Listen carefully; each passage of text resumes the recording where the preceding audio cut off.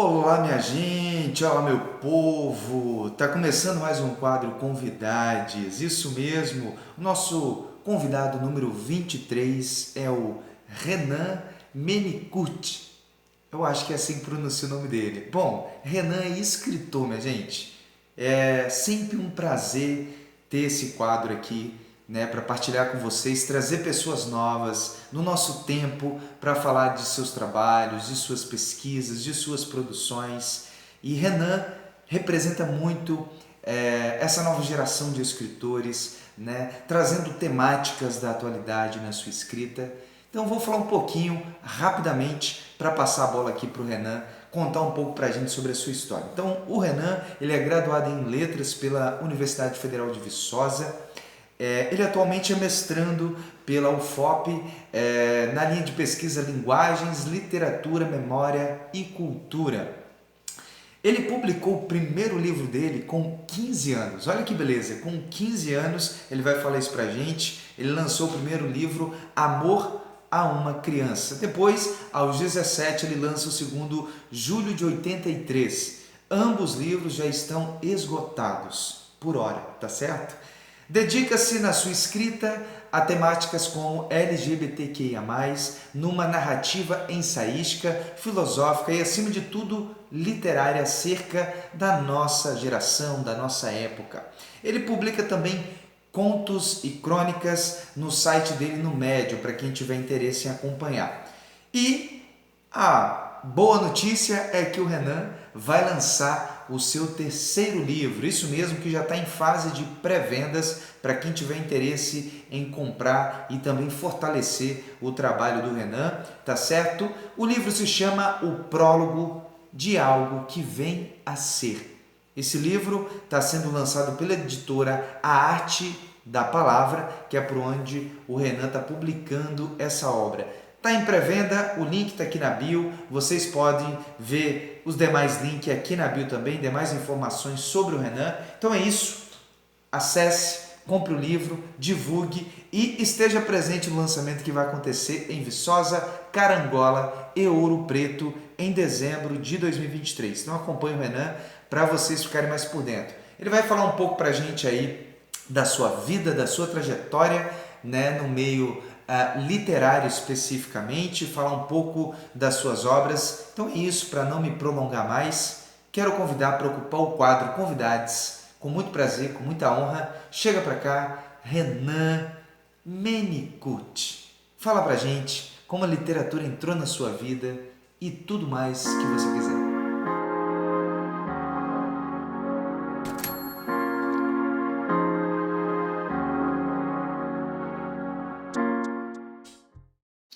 Bom, primeira vez eu quero agradecer a possibilidade de estar aqui num espaço como esse.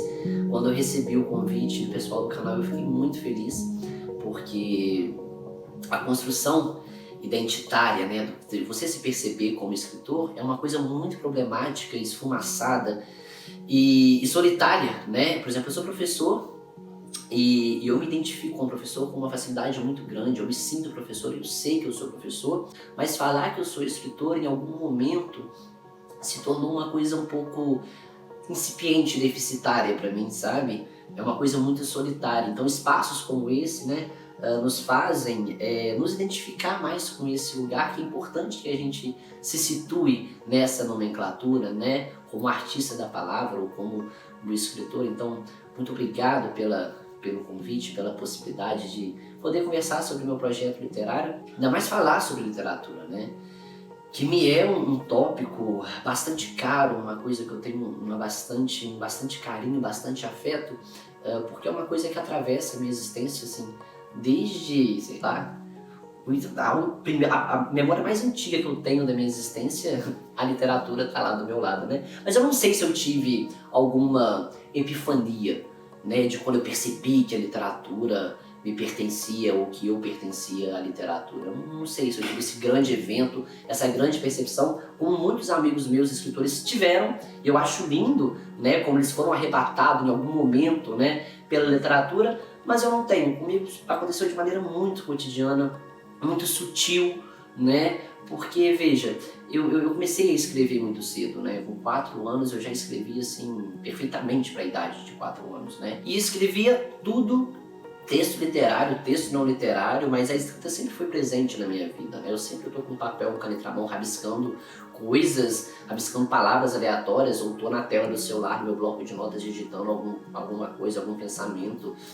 Eu sempre escrevo, né? Eu acho a escrita uma importante tecnologia aí no nosso processo, da nossa marcha civilizatória da espécie, né? Então eu sou apaixonado pelo ato de escrever, seja um texto literário, seja um texto não literário, enfim, eu sempre escrevo. E acho também que eu venho de uma família que existem muitos bons contadores de histórias, né? Meus tios, meus pais, meus primos, meu irmão, eles contam histórias muito bem, pela oralidade, obviamente. Eles falam de histórias vividas por eles com bastante eloquência, gesticulam muito, a voz propaga bem, eles conseguem preencher o espaço com as histórias e com a performance deles, né? E conseguem atrair a atenção de tudo. E eu sempre via isso e era arrebatado por essas narrativas desses meus primos e parentes e tios. Só que eu passei a escrever, né? Eles fazem isso por meio da oralidade e eu passei a escrever inclusive a partir das histórias que eles me contavam, né? A minha primeira publicação, o primeiro livro que eu publiquei, eu tinha 15 anos de idade, O Amor a uma Criança. O segundo foi 2 anos depois, eu tinha 17, o Júlio de 83, está por aqui, não sei onde está o exemplar, mas enfim, são duas novelas, né? Por que 2 novelas? Porque a narrativa, ela não é tão longa igual um romance, mas também não é tão curta igual um conto, então eu situo aí nessa noção de novelas, né? E são personagens, situações fictícias também, mas que partiam das histórias que eu ouvia, né? E aí talvez seja o meu primeiro entendimento de que um escritor não é somente aquele que cria histórias, mas escritor é aquele que cria novas formas de se contar histórias que já estão sendo ditas anteriormente, né? De juntar o tudo, de pensar numa técnica, de um labor, de uma preocupação estética, de uma escolha lexical, de metáforas, figuras de linguagens. Então, um escritor é como contar histórias e não somente sobre criar histórias novas, né? Então, eu publiquei esses 2 livros. O primeiro foi patrocinado por um político lá da minha cidade antiga, minha cidade natal. Ele me deu dinheiro e eu mandei para a gráfica, não tinha editora. Então, eu fiz todo o processo de editoriação. Veja, uma criança de 15 anos fazendo um editorial de um livro, né? E o segundo da mesma forma, só que o segundo foi foi financiado pela Associação Atlética do Banco do Brasil, mas também enviado por uma gráfica, sem vínculo com editora alguma. Eu que fazia todo o serviço, todo o trampo de pensar em capa, de pensar em prefácio, pensar em sumário, diagramação, fazia tudo. Eu tinha 15, 17 anos. Então são 2 produtos literários bastante amadores, ou simplesmente datados, né? Feitos por um moleque de 15, 17 anos, né? Quando eu entrei na graduação, eu fiz letras na Universidade Federal de Viçosa. Quando eu fui para a graduação, eu contatei os grandes nomes da literatura, né? Aí você vê, você passa a ler obras maravilhosas que atravessaram tempos, gerações, espaços, né? E aí tu entra em crise, cara. Tu fica pensando, putz, quem que sou eu na fila do pão, sabe? Eu leio Machado de Assis, José Saramago, que são os 2 grandes escritores que eu mais gosto e que mais leio. E aí quando você vê a obra deles, você fica assim, gente, como é que eu tenho a coragem, a audácia de me reivindicar enquanto escritor, sabe? Será que na mesa que esses caras se sentam, eu também posso me sentar? Então, na minha graduação em letras, eu entrei em crise, em bloqueio, eu parei de escrever. Comecei a ter vergonha dos meus livros. Os meus amigos daquela época, nesse momento da minha vida, não sabiam que eu tinha 2 livros publicados, né? Eu tinha vergonha, eu achava ruim, eu achava feio, eu achava pedante. Então eu não falava e tal. E aí começou o meu processo de formação enquanto leitor, né? E aí hoje, já no mestrado, eu vejo que não foi um processo de bloqueio criativo, não.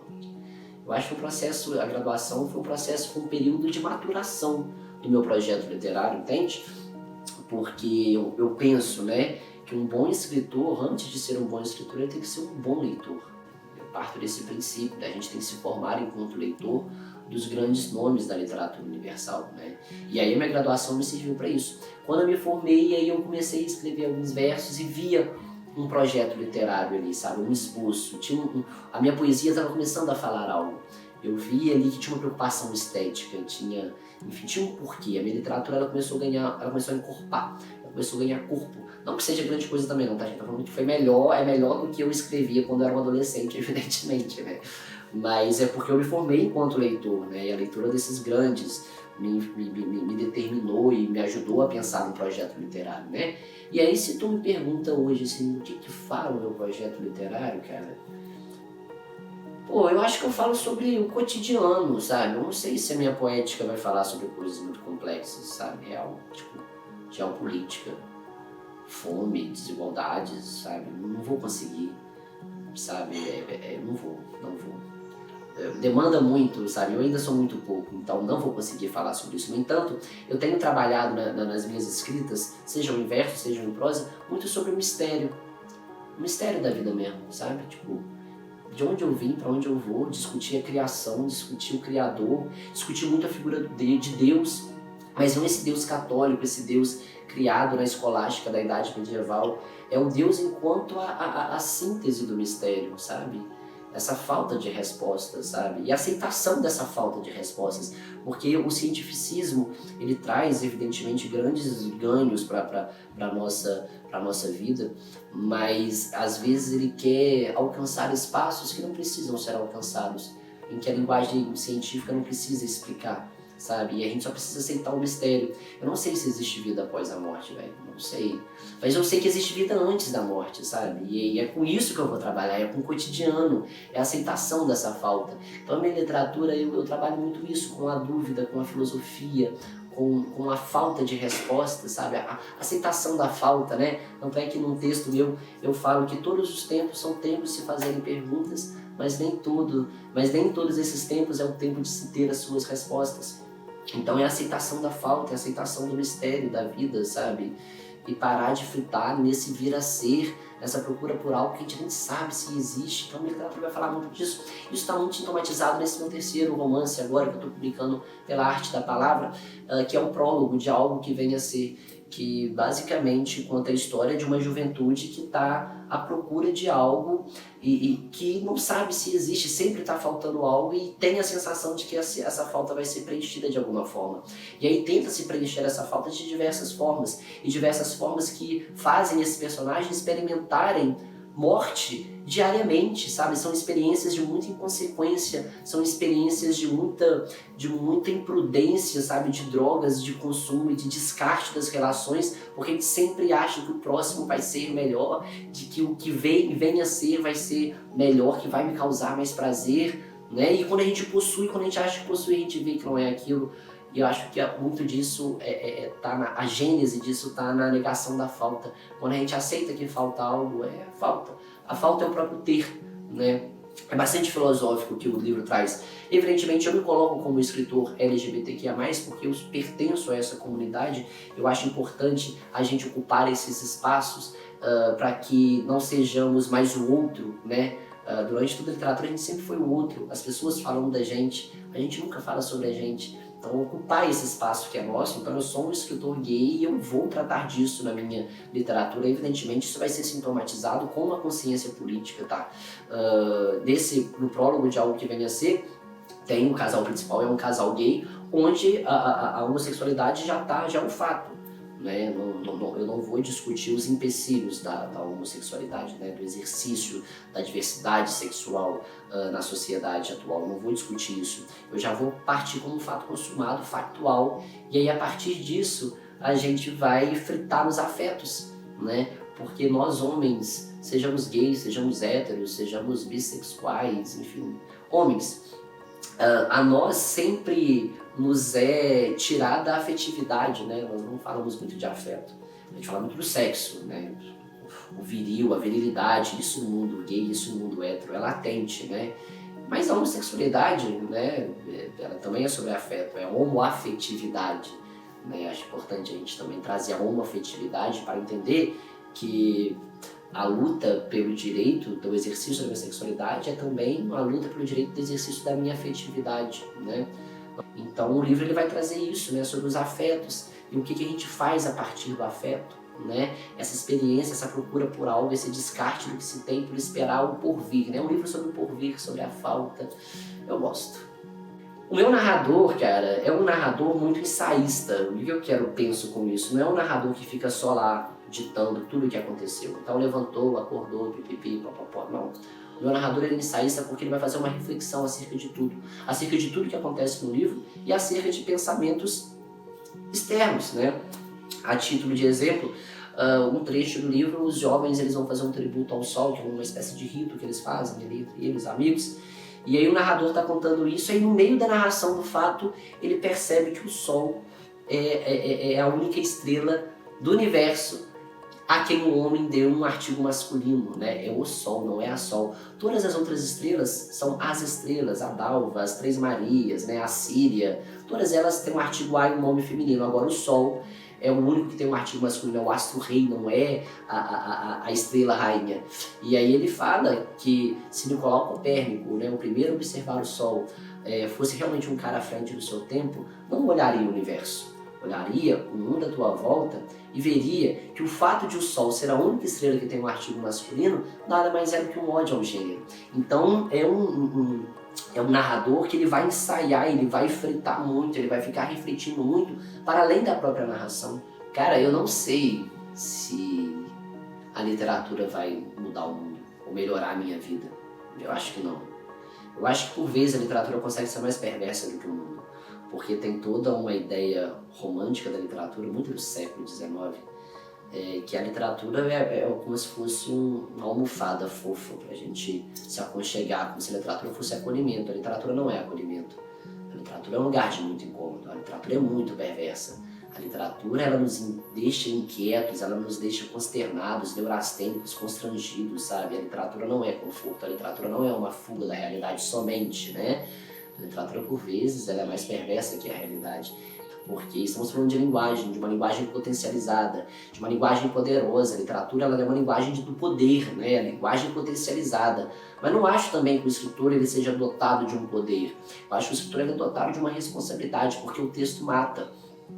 O texto mata tanto que tem galera pegando o texto escrito há mais de 2.000 anos de idade, 2.000 anos atrás, colocaram debaixo do braço e matado em nome desses textos, né? Então, o escritor ele não tem poder, mas ele tem uma responsabilidade muito grande, né? De como ele vai manusear esse poder que pertence à palavra. Esse poder não pertence ao escritor, o poder pertence à palavra, né? O escritor ele vai ser somente a ferramenta, né? Não. Mas a literatura, paradoxalmente, ela é uma face minha que me tira de mim e me aproxima de mim. Paradoxalmente, a literatura me distancia de mim mesmo, mas ao mesmo tempo ela me traz para mim. Porque eu escrevo muito sobre as minhas inquietações, sobre as minhas próprias reflexões, as minhas próprias vivências, né? As minhas próprias inquietudes e manias e vícios. Então, quando eu escrevo, boto no papel, eu me vejo, né? Eu me vejo, e aí fora, Saramago falava isso, né? É preciso se sair da ilha para se ver a ilha. Então a literatura é meio que o barco que eu entro para sair da ilha, que sou eu, e me ver de fora. E aí eu me distancio de mim, mas ao passo que eu me vejo, eu me entendo, embora não me resolva, eu me entendo na literatura, eu consigo me entender, me contextualizar, me justificar na literatura, e aí eu me aproximo de mim mesmo. Então, paradoxalmente, a literatura ela me distancia, ela me expurga, ela me vomita de mim mesmo, mas depois ela vai devorar a mim mesmo, né? Ela vai me colocar para dentro de novo. É um processo quase cíclico de ingerir e vomitar, ingerir e vomitar, ingerir e vomitar, né? A literatura não é uma coisa cômoda, não. Bom, eu acho que é isso, cara. Eu acho que tudo que eu falei aqui é facilmente questionável, evidentemente, né? São reflexões ainda que eu faço muito no meu lugar. Então eu agradeço mais uma vez o convite e estou muito feliz. Vocês podem comprar o meu livro no site da editora, da Arte da Palavra, tá bom? Um beijo e até mais.